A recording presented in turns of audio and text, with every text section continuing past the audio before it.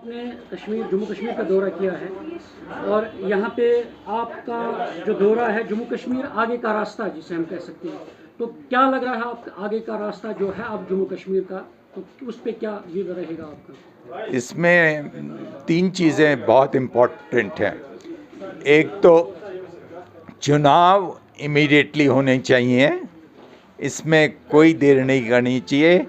Statehood को immediate statehood grant करना चाहिए। तीसरी बात, हमारे पड़ोसियों के साथ संबंध अच्छे करने की चेष्टा करनी चाहिए।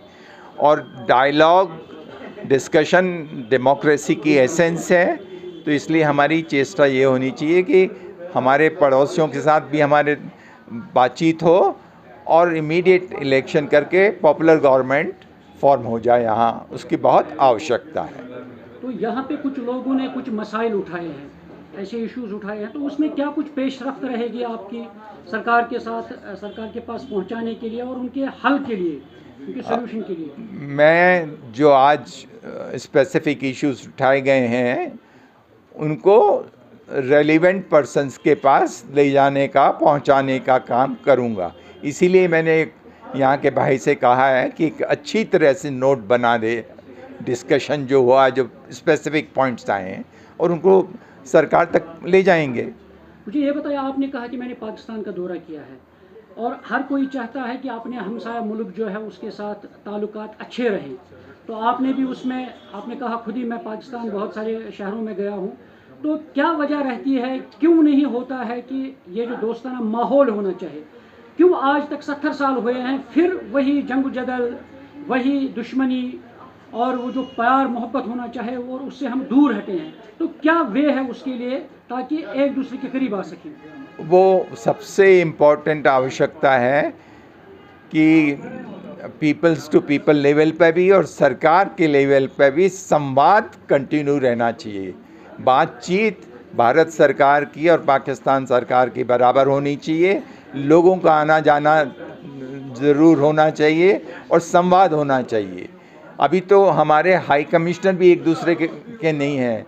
इंडिया का हाई कमिश्नर इस्लामाबाद में नहीं है, पाकिस्तान का हाई कमिश्नर दिल्ली में नहीं है, चार्ज अफेयर्स देख रहे हैं। इसलिए आवश्यकता इस बात की है कि डायलॉग कंटिन्यूसली हो, नॉन स्टॉप डायलॉग हो, और उससे समस्या का समाधान निकलेगा। जब ये चीज़ फ़ायदेमंद है तो कभी तो नेताओं को और साथ में फॉलोअर्स को हिम्मत करके उस तरह के कदम लेने होंगे कि हमारे और उनके संबंध अच्छे हों। उनको भी फ़ायदा, हमारे आम पाकिस्तानी को, आम हिंदुस्तानी को फ़ायदा है उसमें। मगर यहाँ पे सवाल ये है, आप ये कह रहे हैं कि संबंध होने चाहिए अच्छे, ताल्लुकात होने चाहिए अच्छे, मगर जब हम पॉलिटिकली देखते हैं, सियासी तौर पे देखते हैं, तो यहाँ पे जो भी कहता है कि पाकिस्तान के साथ बातचीत करनी है तो उसको देशद्रोही का यही तो मैंने कहा, ये वातावरण बदलने के लिए हमको प्रयास करने पड़ेंगे। पाकिस्तान और हिंदुस्तान के संबंध अच्छे हो जाएं, इसके लिए काम करना। ही देशद्रोही कैसे होगा? ये तो सबसे बड़ा देशभक्त का काम हुआ। आज अगर नुकसान हो रहा है हमारा, उनके पाकिस्तान और हिंदुस्तान के संबंध खराब हैं, उससे पाकिस्तान का भी नुकसान हो रहा है, हमारा भी हो रहा है। अच्छे संबंध हो जाएं तो इसमें तो देश प्रेम का काम है ना, इसमें देशद्रोह कहाँ है?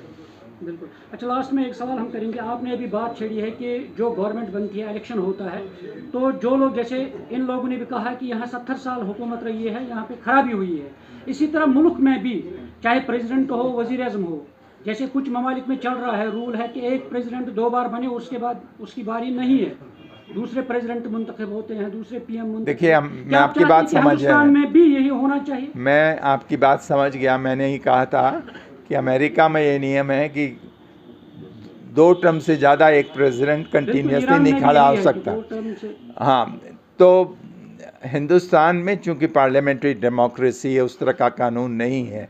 लेकिन वातावरण अगर ऐसा बन जाए, अगर माहौल ऐसा हो जाए कि भाई सत्ता परिवर्तन एक नॉर्मल चीज़ हो जाए, कि भाई एंटी फीलिंग आ जाए कि ये तो इतने दिन से दूसरे को मौका मिलना चाहिए, परमानेंटली एक पार्टी का राज रहना ठीक नहीं है। डेमोक्रेसी का चेंज होना ज़रूरी है। आप मानते हैं कि इसके लिए एक कानून बनना चाहिए? अगर आवश्यकता हो, इसको मैं ये अभी एक सेंटेंस में लिखा हुआ कि उसकी आवश्यकता है, कानून सही हो सकता है, लेकिन माहौल अपने देश में ये तैयार किया जा सकता है कि सत्ता परिवर्तन एक नॉर्मल चीज़ मानी जाए, और हो रहा है, ये नहीं हुआ। देखिए ना, अटल बिहारी वाजपेयी की सरकार, फिर मनमोहन सिंह जी की सरकार 2 ही टर्म थी ना, तो 2-2 टर्म से ज़्यादा ना हो एक साथ, तो उससे क्या होगा कि नए नए लोगों को मौका मिलेगा और वो अपनी तरह से चलाने में कामयाब होंगे। आप मानते हैं कि जम्मू कश्मीर में इलेक्शन नहीं हुआ है अब तक? पार्लियामेंट इलेक्शन को किया गया है, मगर असेंबली इंतखाबात मैंने जो है तो और कहा कि खासकर साहब रियासत का दर्जा जो है, ये तो मानते हैं इलेक्शन कि लोगों के साथ ज्यादती हुई है, उसको वापस दिलाना चाहिए? ये इलेक्शन इमीडिएट होना चाहिए।